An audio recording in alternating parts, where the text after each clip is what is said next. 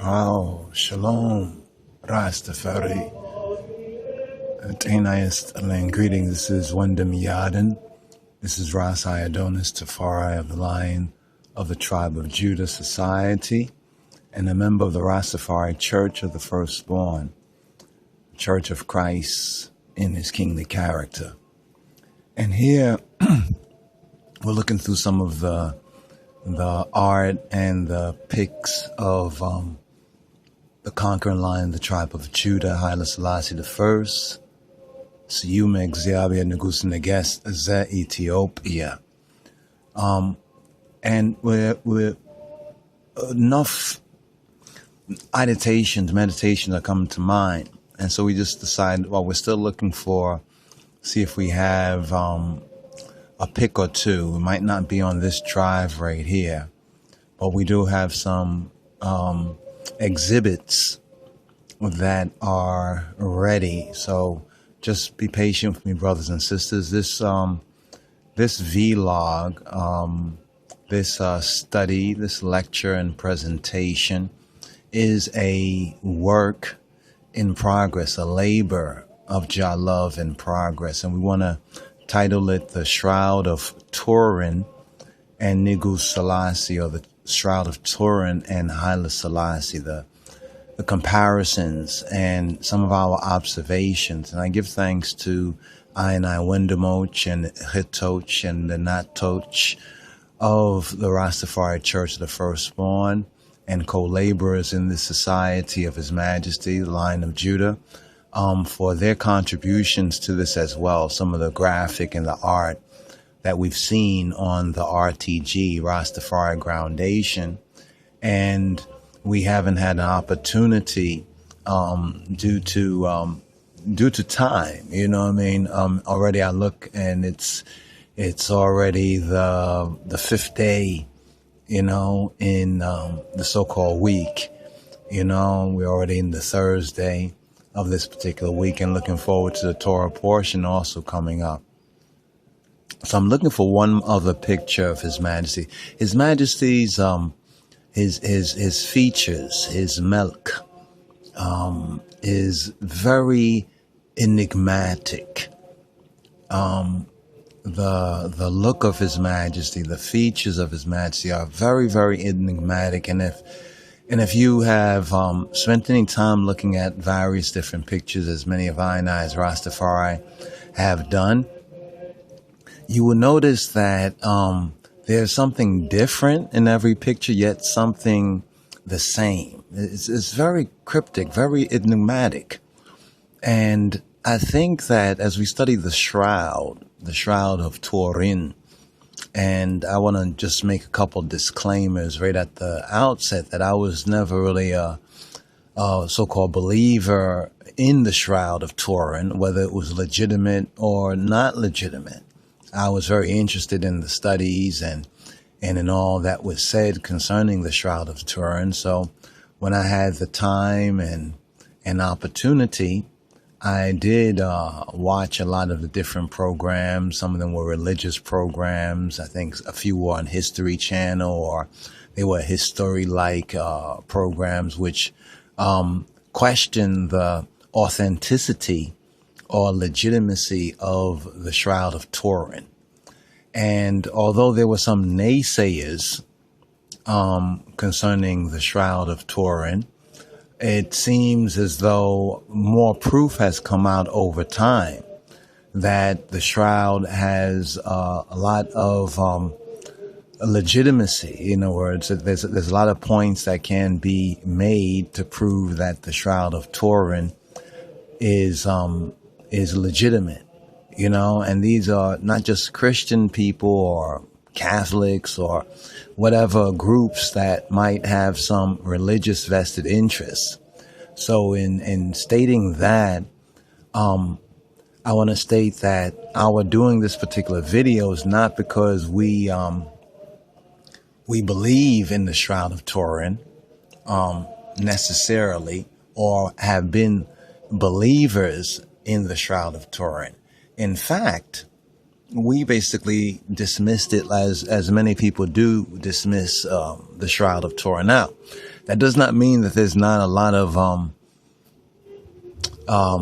counterfeit, or how can I say, it's not saying that there's not a lot of dubiousness that surrounds the shroud. In fact, I remember looking at a carbon dating of the shroud, and I think someone had tried to paint over a part of the shroud a couple of centuries ago, and they had cut off a piece of that, and he went to date it, and people say, it's not from the time of Jesus, of Yeshua. It's actually from a later, medieval Christian time and everything, until more studies and research went and said that, well, the portion of the shroud that they were allowed to cut off and to carbon date actually was painted over, and those paints or whatever from that time. But then others went to study the shroud and went even deeper into their research and investigation, and they found certain very interesting correspondence. We have some of these vids, and have to really organize our video library and look forward to brothers and sisters who might be particularly inclined to such work, to really co-labor with I, because it's much. I mean, the harvest is ready, but the laborers are few, and we pray to Adonai Esabaoth to send more laborers into his vineyard, and also to thank him for the and you all who have become I co-laborers in the vineyard of his majesty, whether far or whether near. Amen. Amen. Xavier Mesken, Abro Yisten.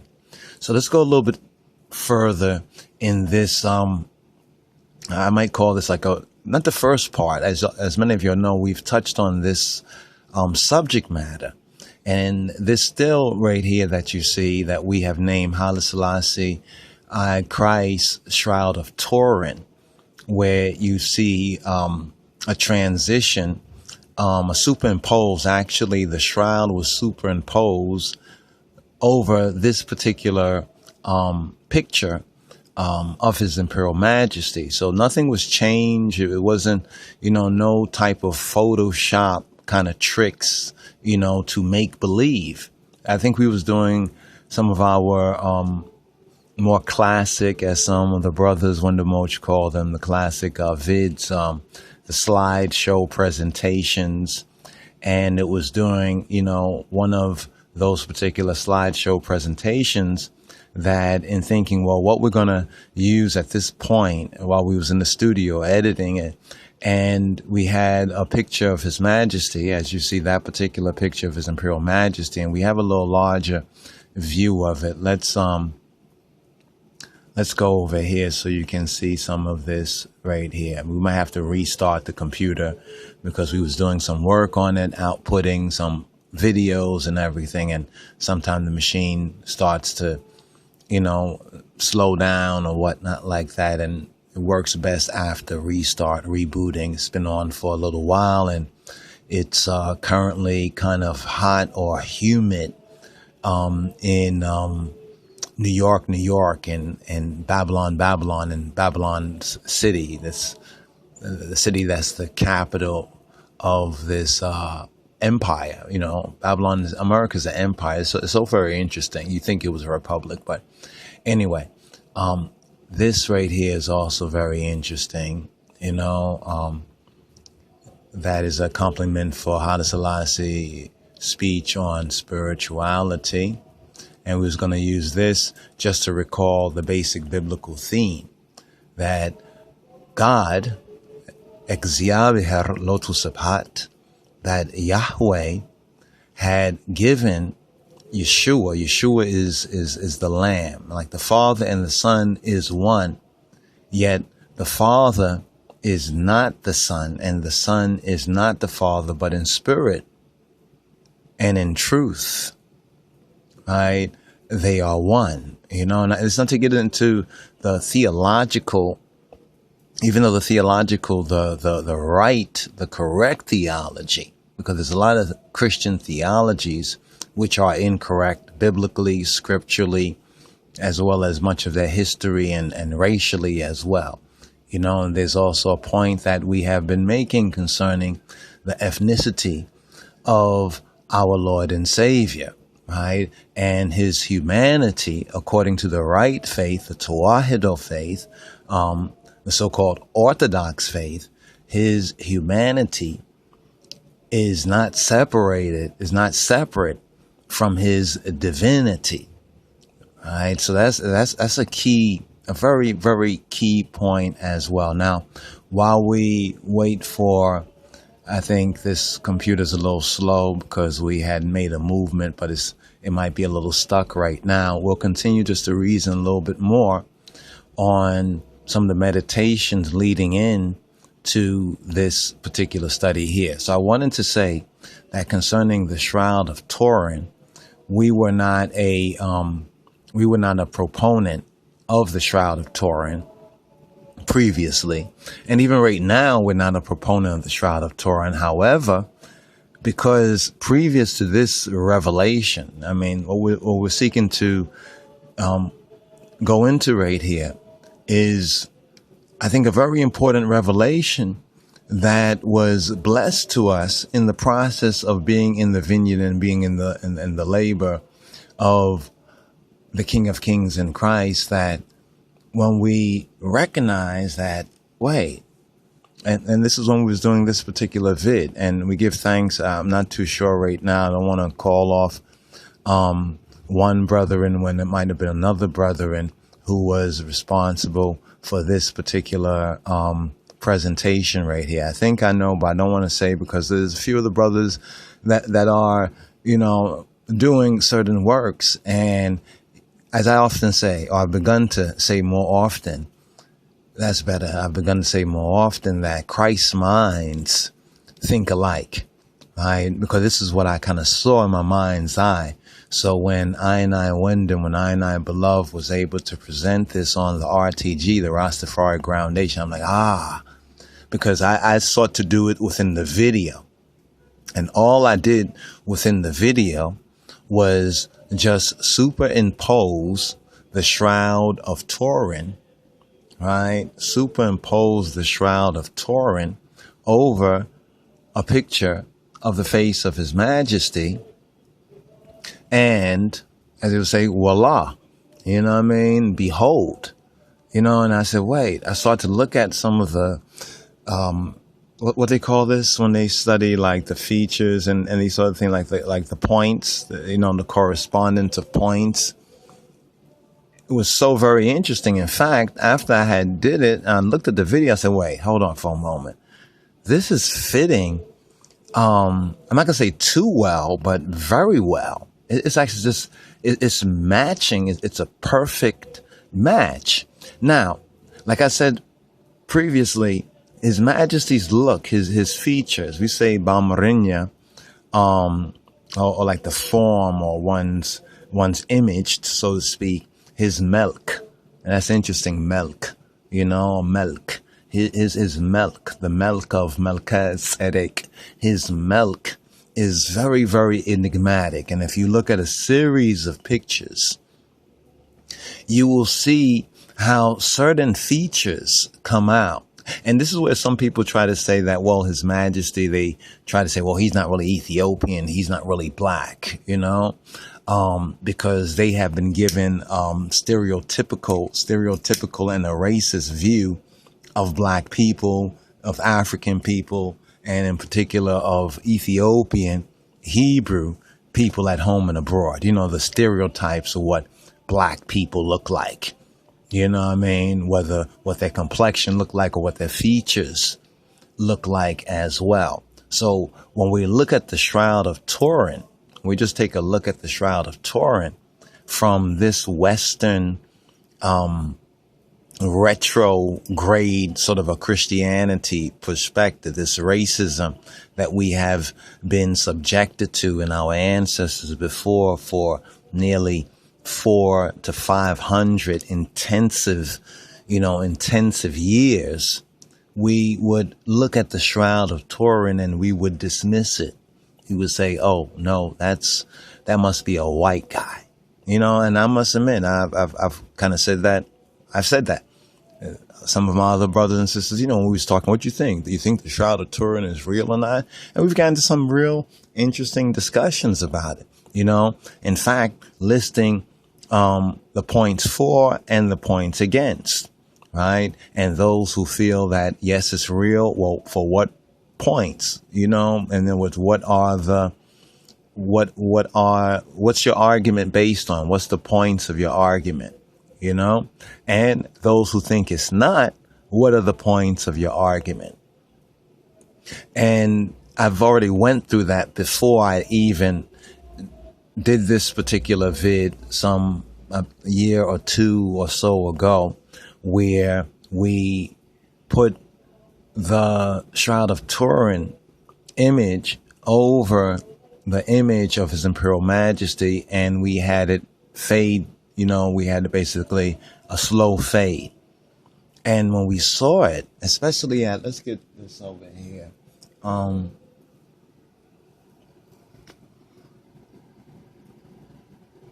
Let's get a pointer if we can. I think we left our pointer in the other room. Well, we'll just use I finger right here. But especially when you start to see the transition over here, the face, and maybe the video here doesn't bring out, we might have to zoom in, and you start to look at the features, the brow, the nose, right? Even the particular nuances of the nose, of the mouth lines up, the mustache lines up, the beard lines up. There's only one thing that one could say is different about the two, and that is the style of hair. In the picture of Kedamawi Haile Selassie, he is wearing a afro, right? And in the Shroud of Turin, it's very obvious that the image is wearing locks, has locks, like the Bahitawi of Ethiopia. So locks, we also get to know, are known and indigenous to the people of Ethiopia, especially of the Davidic and the Solomonic dynasty. So that's another correspondence right there as well. So we started to see how the features started to line up. Even, in fact, in this one right here, it's even very clear, right? How the features lined up. And this is one picture, right? This is one picture, and then we found another picture. I think as Matthew turns his head, so it's not straight on as this particular picture is straight on. But we're going to get into some more of the details of this, because I think this is a very important and somewhat unsung revelation right here.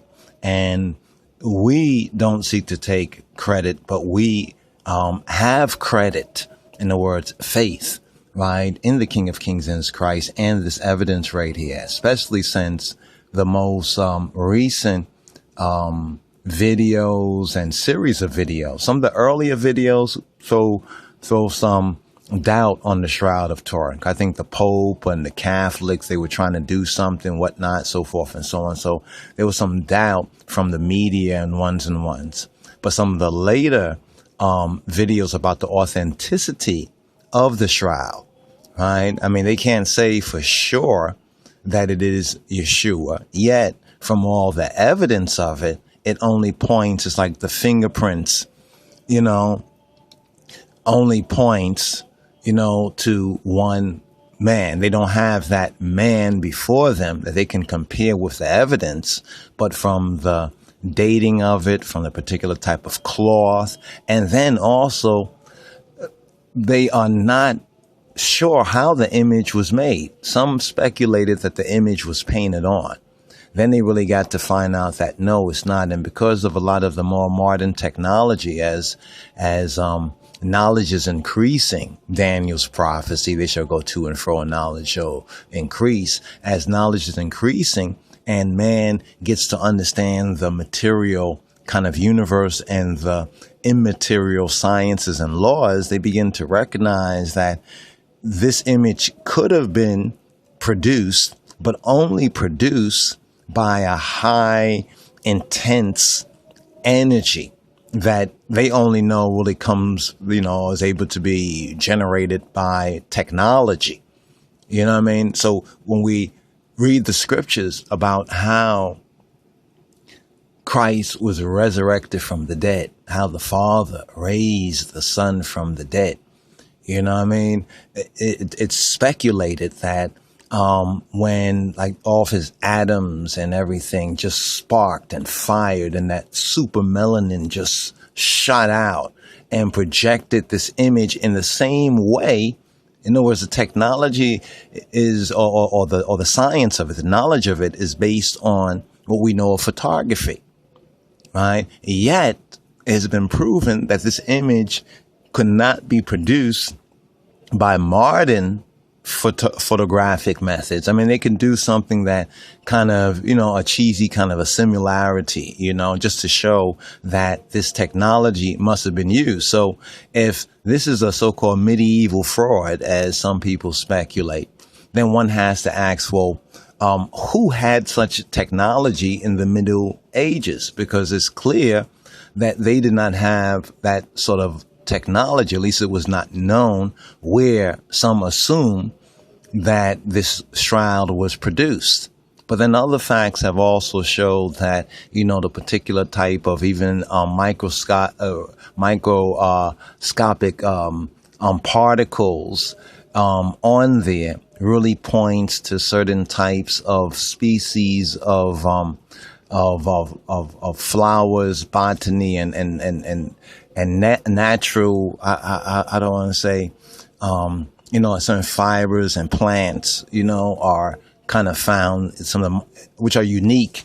Many of them are unique to certain parts of the world. So sometimes they can, relocate where a garment might have been produced, because in that country or in that land there are certain type of microscopic, that's the word right there, microscopic traces of certain naturally occurring elements that are peculiar, and unique more so to one part of the world than to another part of the world. So that's another point. Now, the whole carbon dating thing, it works, but it works in a very limited, in a very controlled sense.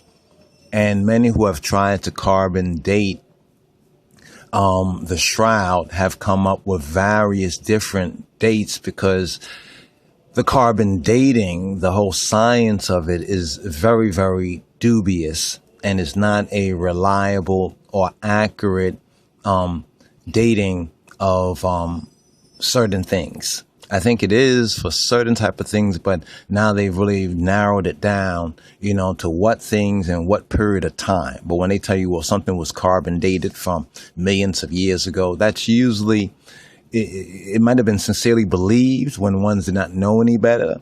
But now that, later scientists and studies and technology has improved, so they can really do studies that they could not do years ago, has proven that, well, that's not so. All right.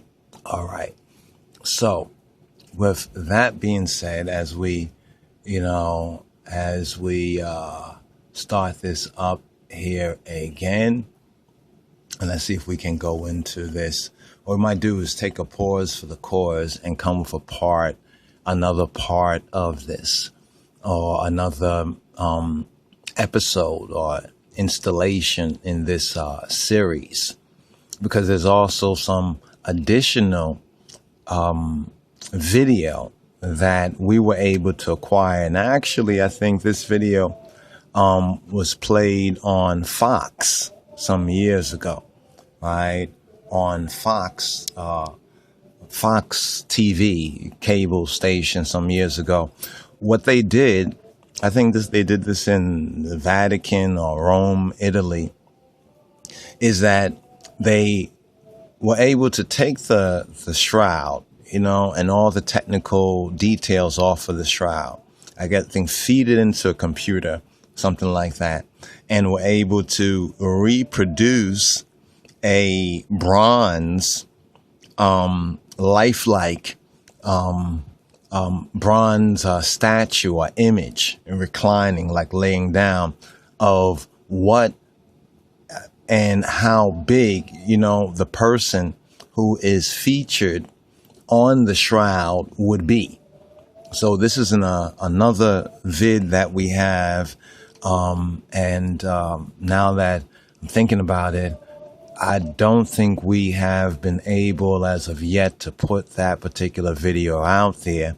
And from my research, I tried to find it out there on the internet or Fox, and I wasn't able to locate it. So I think very few people, I think it only played like once, once. And it's kind of a rough cut that we had. I think we had TiVo then. So we was already on the channel at that time, and we was able to, rewind it and then put it onto a videotape. And of course, watch it, pause it, and just be in wonder and in awe, and said, what? Because when you get to see this image, I think I did have a still of it. Some who have gone to the Vatican or have gone on their tours, they have seen this as somewhere there, where it's a lifelike bronze statue, and reclining, laying down, that was made, like I think with computer, from the image, right, that is found on the shroud. And so what they find is that this Shroud of Turin is not a piece of art like somebody drew it, or that some ones who are into some occult scientific craft produced it. Why? Because they have now been able to reproduce this. Remember, the shroud is like two-dimensional. You see what I'm saying? And to take a two-dimensional image, right, and reproduce it to the form of what the three-dimensional, say, person that was wrapped in this two-dimensional cloth, right, would produce, when you have the right science and technology, an actual image of what that person, or the shape or whatnot like that. If it was drawn on there, or if it was produced by, the figment of somebody's imagination, you know what I mean? Like if I draw a person full size and everything, and you feed it into the computer, it will not be able to give you accurate, because though it'll look good to your eye, the computer will be able to judge the lights and dark to give the depth to it that only a living or an actual three-dimensional person, a real person, could produce. So it's been proven that this shroud is of an actual human being. And the Catholics, I think in the Vatican or Vatican City, they actually have a three-dimensional bronze image, right? And it's interesting because if this is Christ, right, the image that is on the shroud, then that means that Christ, right, would have been, and this is what's kind of interesting, almost the physical size of a small in stature man. And when we saw what the three-dimensional of this two-dimensional looked like, you would say, that's Haile Selassie with dreadlocks. And that's what was I would say was the I don't want to use no cliche. That was the truth. That was a revelation. You know what I mean? That was a Cain and Amen. That was a Awol and Amen. That was a yay and an Amen. Right. So with that being said, just to give a little bit of a little bit of a context to where we want to go with this. So it is based on this particular image right here, right? It was based on this particular image right here that we were able to, let's see if we, let's see, here we go. Okay. All right. Now you can see the features right there as well. All right. If you look, you can see the features there as well. Now, of course, His Majesty, with the crown, his head is at an angle. You know what I mean? Now, what's interesting with the computer, in a computer that's able to do that sort of math, you can take this particular image and rotate it, right? Rotate it until it's front on. So what we had to do, since we didn't have that sort of technology, right? Since we didn't have that sort of technology, let's keep that like that and go through our windows right here. We didn't have that sort of technology. We produced a video in which we just superimpose, right? All that we did was superimpose one image over the next image, and then step by step by step transition the image. And here's what you see within these five frames. But the key frames are right here. These are the key frames. Let's see if we can zoom in so you can see this for yourself right here. All right. Now,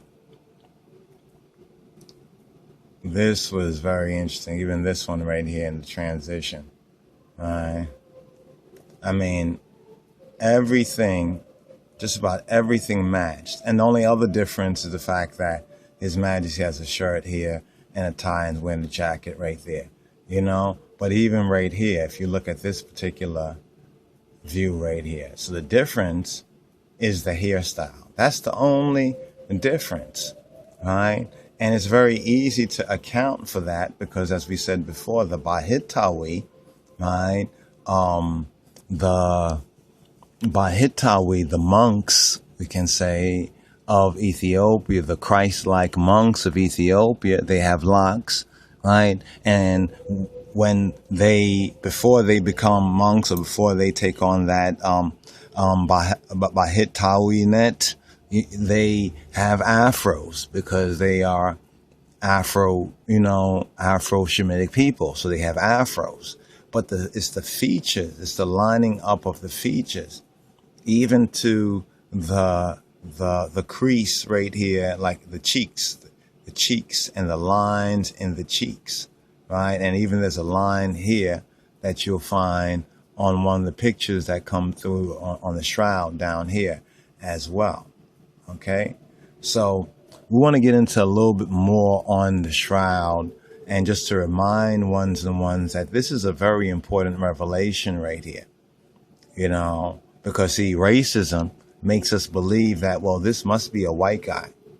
See, that's what racism makes us believe, that this right here must be a white guy. In fact, those brothers and sisters who know which videos, since we have produced several, maybe 100 videos by now. Of course, we can find it, take maybe a moment, but you might have that video more in mind because you might have been studying that video more recently. Which videos, if ones can find which videos that we feature this transition. I remember first we just had it at the end of a vid, but then it was so profound, and I had to look at it again. And what I actually did was take two pictures again, and did it again.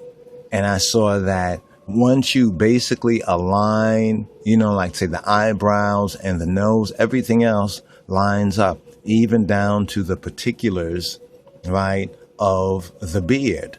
Now, of course, another question can be, well, so what? Well, for those who have a so what attitude, perhaps this is not for you. But for us, right, this is another powerful revelation, right, that confirms and affirms, the other signs of this prophetic and this special time. And blessed be the King of Kings in the name of Jesus Christos, Getachin Jesus Christos, Adonenu Yeshua HaMashiach. More to come, brothers and sisters. Stay tuned, Yah willing. This is Wyndham Yarden reporting for the Lion of the Tribe of Judah Society of His Majesty and for the Rastafari Church of the Firstborn. Shalom.